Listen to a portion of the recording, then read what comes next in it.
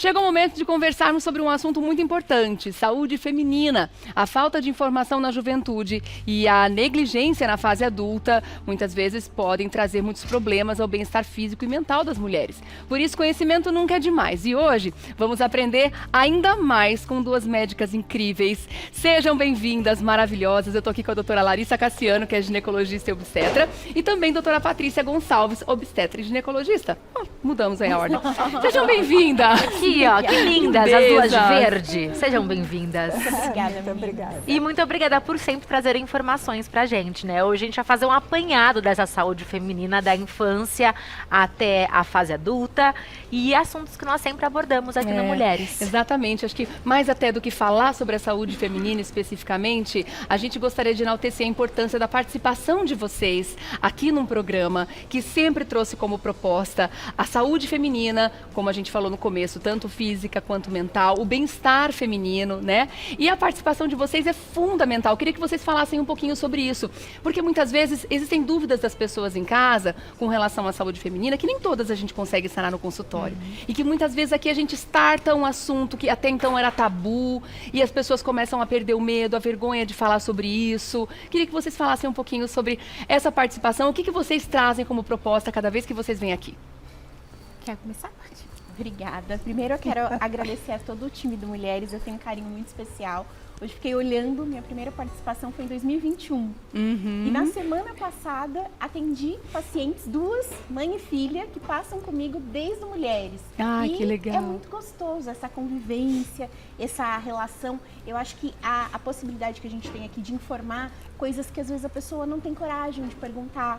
Ela acha que a dúvida dela é boba demais para perguntar para alguém. E aqui a gente consegue trazer isso, consegue trazer esse vínculo, porque para mim a Mulheres é uma extensão da casa. Quando você está em casa e assiste, vira uma extensão da casa, você vai fazendo as coisas junto. E aí você escuta uma coisa que, eu tinha essa dúvida, ouvi, você replica para outras pessoas, então eu acho isso muito legal.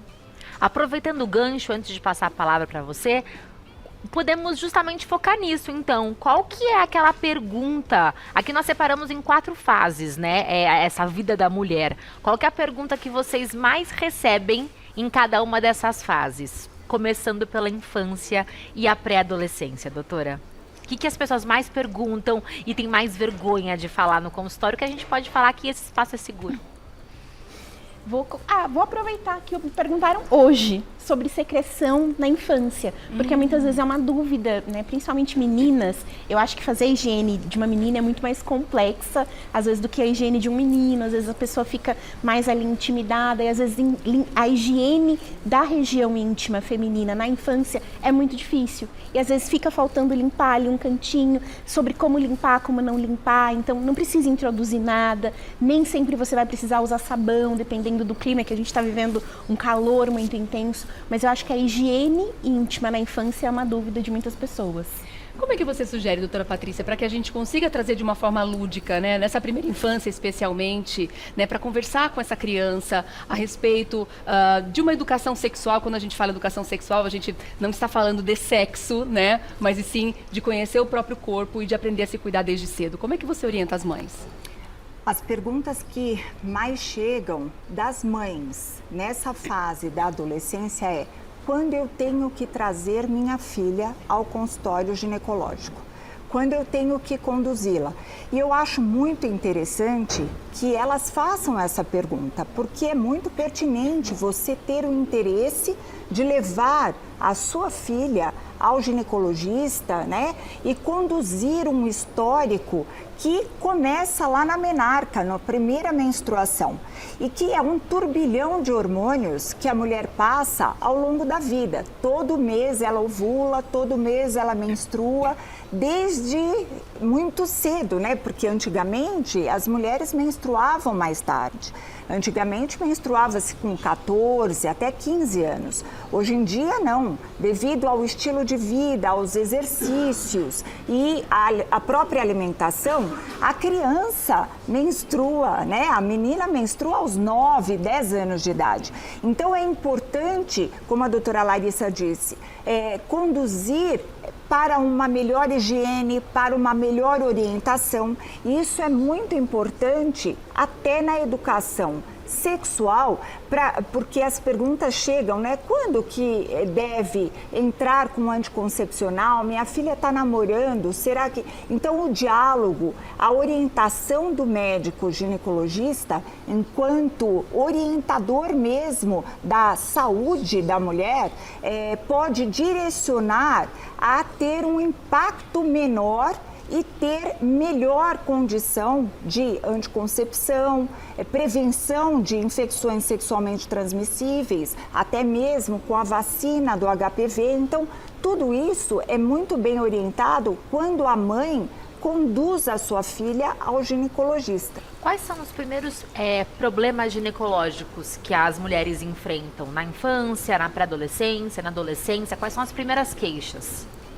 Normalmente, as meninas que menstruam muito cedo se queixam de cólicas menstruais, algumas até irregularidade menstrual. Uma queixa muito comum a minha filha menstruou pela primeira vez e depois ficou um tempo sem menstruar. Isso é comum? Isto é normal? Então, nós explicamos que é como se fosse uma fruta na árvore, que a gente não pode colher o fruto, deixa amadurecer, porque os hormônios, eles vão amadurecendo, aí para você em casa entender, que a mulher ela vai amadurecendo ao longo da vida. E a primeira menstruação, a menarca, acontece porque ela liberou um óvulo e, com isso, ela teve uma absorção desse óvulo e menstruou, porque não fecundou.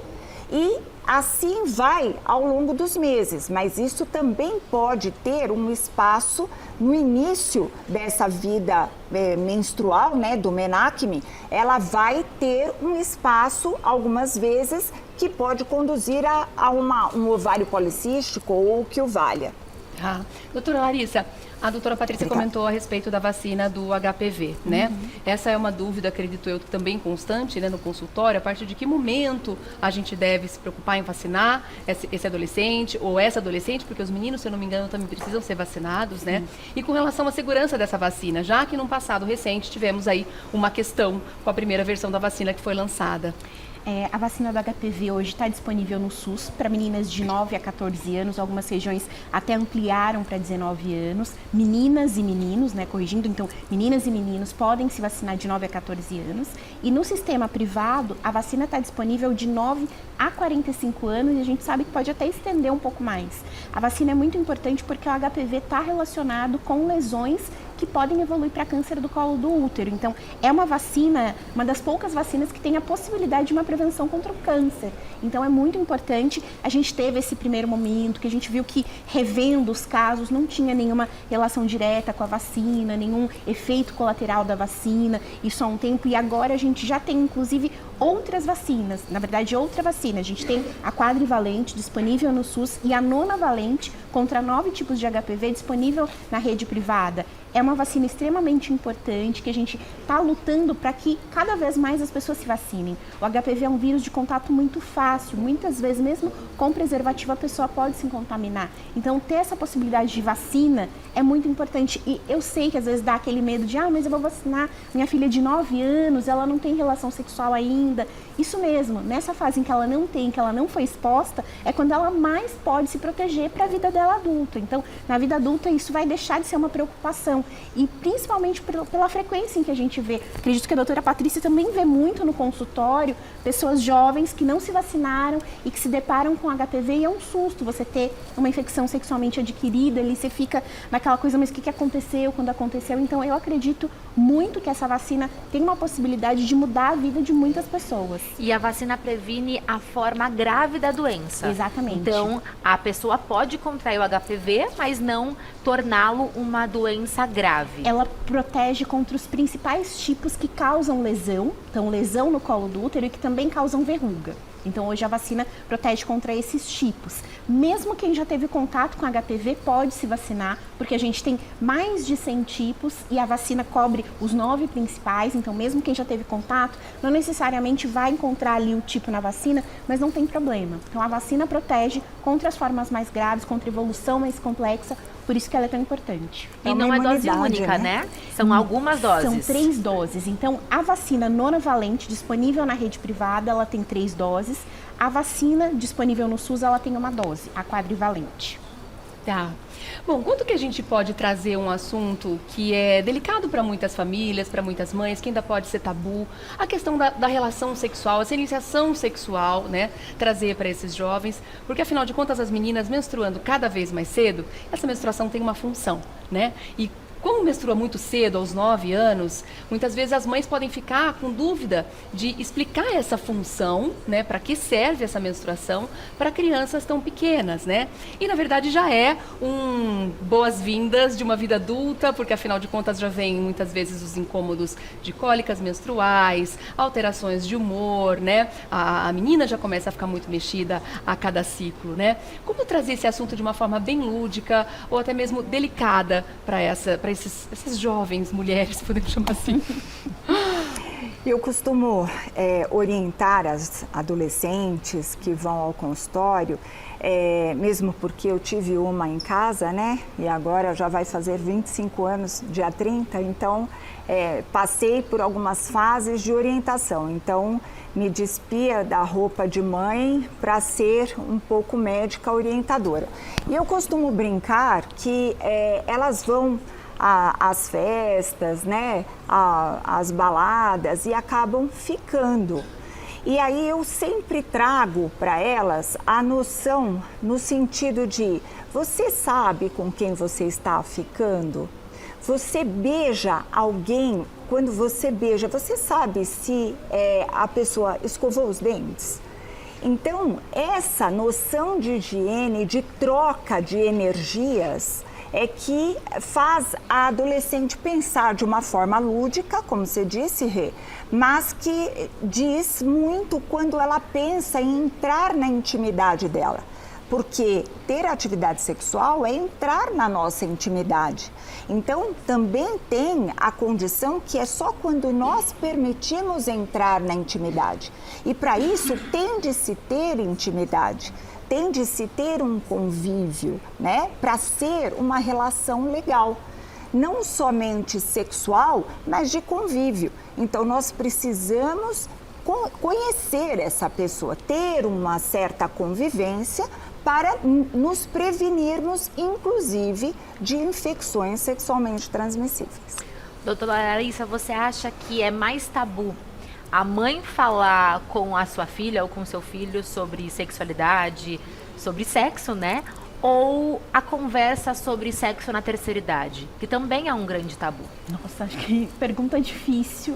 Eu acho que hoje, talvez para a geração que a gente tem hoje, o sexo na terceira idade ainda é muito difícil. Talvez para a geração que está vindo com uma outra visão, a gente está vendo que a idade já não tem mais talvez aquela mesma forma de ver as coisas, talvez seja mais fácil lidar.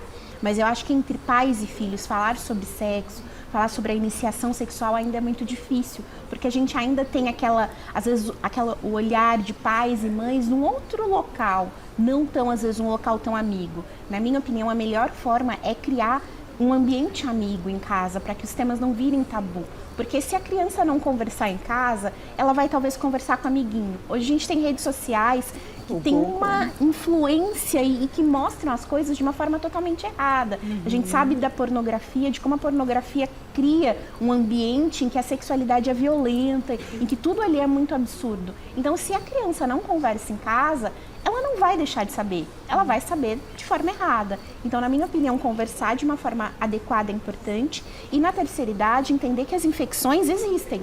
Não é porque você chegou na terceira idade que não existe HPV, HTLV, HIV e outras infecções. Então, também se colocar num local de segurança, eu considero que é muito importante. Aí, chegando na fase adulta, né, a gente vai se conscientizando, né, aos poucos sobre exames preventivos, sobre o que a gente tem que fazer, né, de preferência todos os anos, para manter uma saúde. Isso é um assunto recorrente aqui no programa. Inclusive, estamos chegando agora no mês de outubro, onde a gente fala de outubro rosa, né, justamente do câncer de mama, que infelizmente ainda é o que mais mata, né, as mulheres, acredito eu. Os números ainda são muito tristes, então quer dizer, existe um longo trabalho ainda e muito a que se falar com relação à saúde da mulher na fase adulta, né, doutora? A saúde da mulher, nesta fase, é uma fase que nós esperamos que a mulher se conheça, no sentido de conhecer o seu corpo, saber o que está acontecendo. Algumas mulheres passam a se tocar mais para poder fazer, por exemplo, o autoexame das mamas. Mas o que achar nesse autoexame? O que é normal? Ainda ontem uma paciente disse para mim, eu sinto um monte de coisas que eu não sei identificar. Então é importante nesse momento que o próprio médico, seja ele o ginecologista ou seja ele o médico de saúde de família, o médico da sua confiança, te oriente como fazer o autoexame, o que encontrar. Então, por exemplo, eu costumo dizer, de uma forma lúdica, para as mulheres que a mama, a glândula mamária normal, parece miolo de pão amassado. Então, você sente irregular e macio. A partir do momento que você sente o nódulo, ele tem a consistência da ponta do nariz, seja ele fixo ou móvel, regular ou não, mas ele é mais endurecido. E um cisto, ele tem a consistência do lábio, mais amolecido, porque muitas vezes as mulheres chegam ao consultório achando que tem alguma doença e ela está palpando uma glândula mamária normal. Já chegam muito assustadas, provavelmente. Já chegam assustadas. Então, o papel do ginecologista é fundamental no sentido de orientação. Voltando um pouco na orientação sexual nessa fase, as mulheres às vezes não se permitem. Por quê? Porque elas sentem dor e não falam, não comentam com o seu parceiro. Elas não gostam de alguma posição e têm receio de comentar.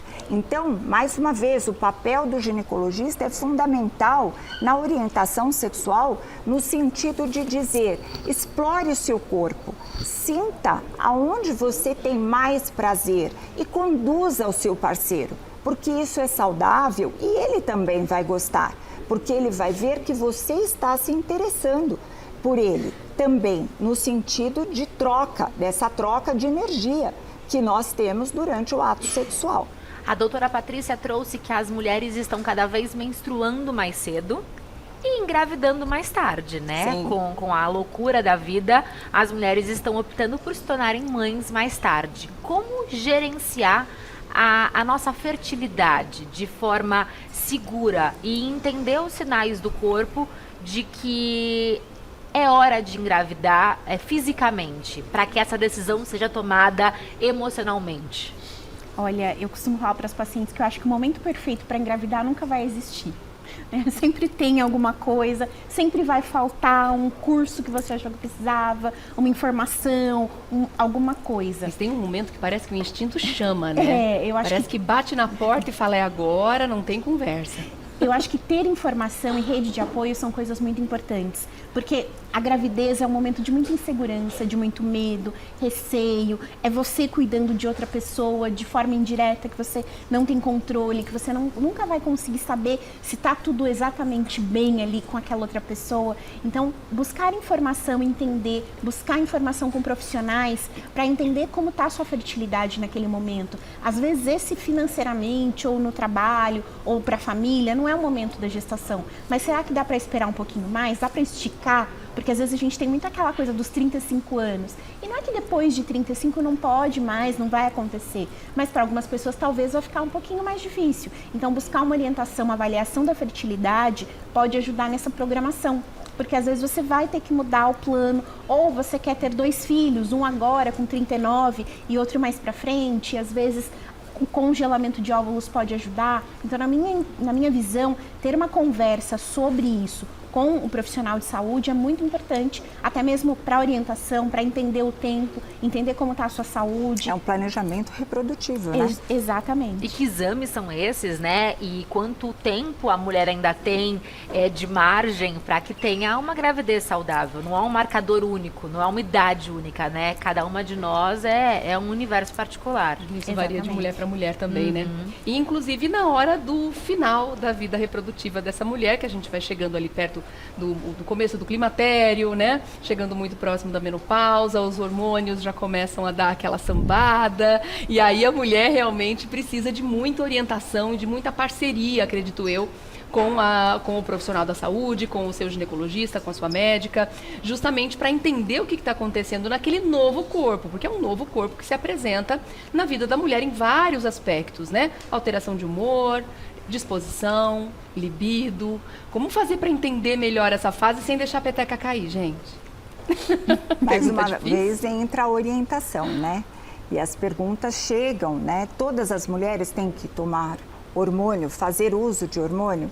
E aí é uma gama de perguntas, de questões e de dúvidas que chegam, e muitas vezes aquela mulher acha que ela é mais um número. Só eu sinto isso, quando não.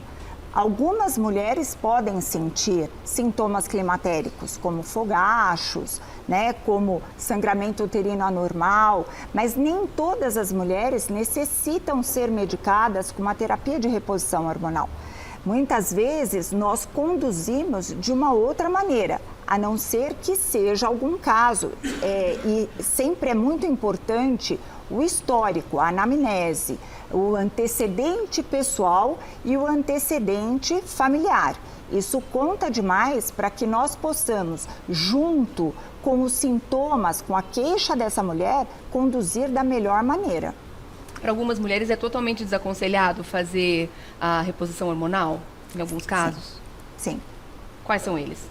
Por exemplo, quem teve histórico de câncer de mama, né? Então, quem está num quadro atual de trombose. Então, algumas patologias, câncer de endométrio, alguns tipos de câncer são restrição. Para mulheres que retiraram o útero, o tratamento vai ser adaptado. Então, é sempre algo muito...